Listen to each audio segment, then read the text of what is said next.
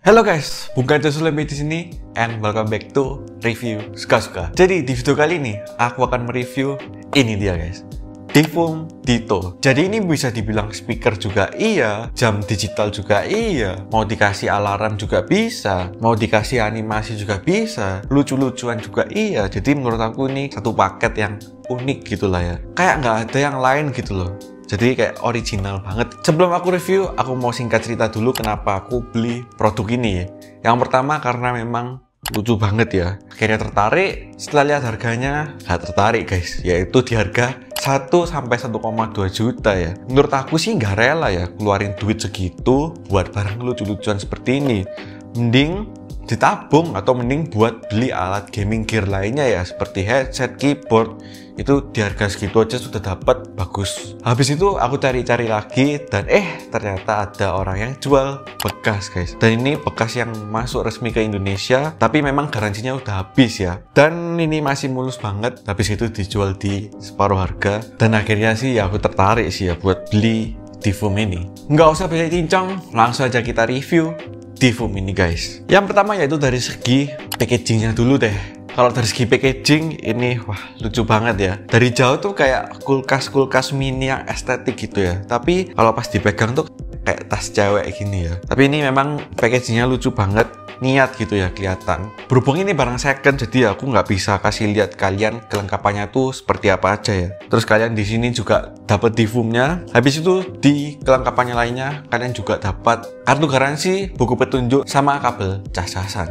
Nah kalau dari Divumnya sendiri seperti ini guys. Jadi ini sih kecil banget ya, lucu gitu loh. Kalau misalnya ditaruh di meja atau dibuat setup gaming, pas banget deh. Aku bahas dari segi desain dan build quality-nya dulu deh. Untuk dari segi desain ini kayak komputer retro gitu ya, kayak komputernya Apple yang zaman dulu, persis banget antara keyboard sama layarnya tuh jadi satu ya. Terus di sini materialnya tuh masih menggunakan plastik, tapi dia wah bener-bener solid banget ya.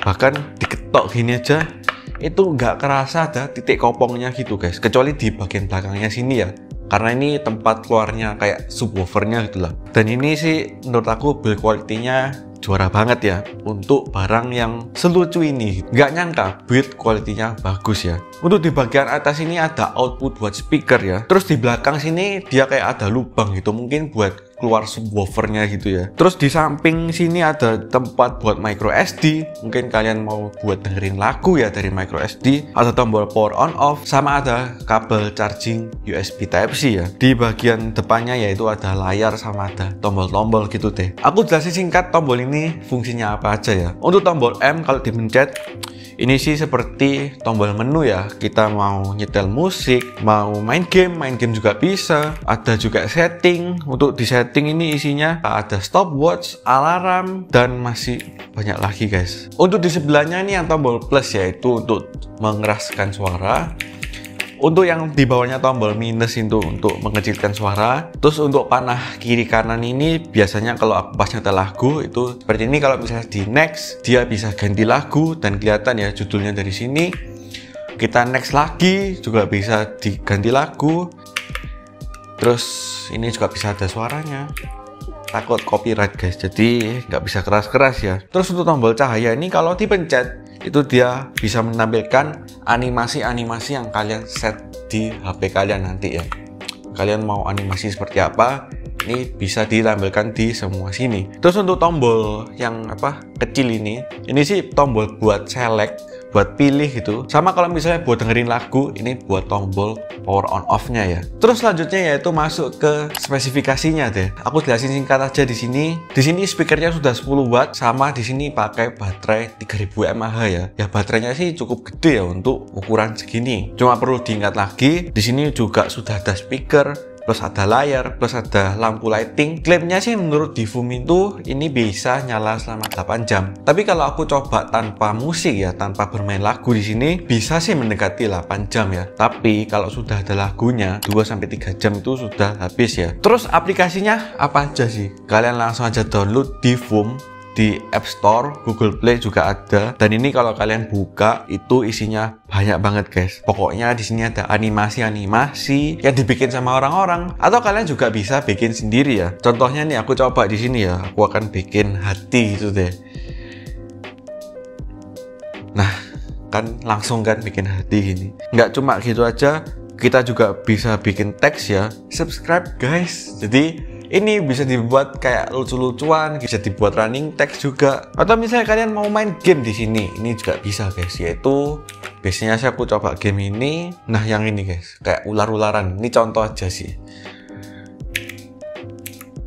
Nah, kita bisa main game ular-ularan di sini. Seperti gadget mini, seperti mainan, tapi dengan kualitas yang bagus ya. Terus gimana untuk kualitas suaranya? Di sini untuk kualitas suaranya udah bisa dibilang cukup ya, cukup bagus. Maksudnya nggak mengecewakan lah ya. Tapi kalau misalnya kalian cuma cari speaker aja, terus kalian beli ini, menurut aku di harga 1 sampai 1,2, kalau kalian cari speakernya aja bisa dibilang kemahalan gitu ya. Terus untuk suaranya gimana menurut aku? Jadi di sini aku bandingin sama speaker portable lainnya ya. Menurut telinga aku, di sini sih sayangnya speakernya cuma satu ya. Jadi suaranya tuh cuma mono. Kalau kita deketin gini tuh nggak bisa stereo gitu. Sama di bagian belakang sini ini kayak ada apa output bassnya gitu ya. Biar suara gemanya itu keluar gitu ya. Ya suaranya sih oke, powernya juga cukup oke ya, cukup keras gitu ya. Bahkan aku sempat miss, wah speaker sekecil ini powernya bisa segede ini ya. Kurangnya dari speaker ini yaitu nembaknya tuh ke atas gitu. Jadi nggak langsung ke kita. Sama speakernya ini cuma satu, suaranya tuh agak ketumpuk-tumpuk gitulah ya. Kalau misalnya dibandingin sama Eagle aktif yang ini, itu sih menurut aku masih enakan ini. Tapi kalau misalnya aku bandingin sama AKG S30, ya masih enakan AKG S30 sih.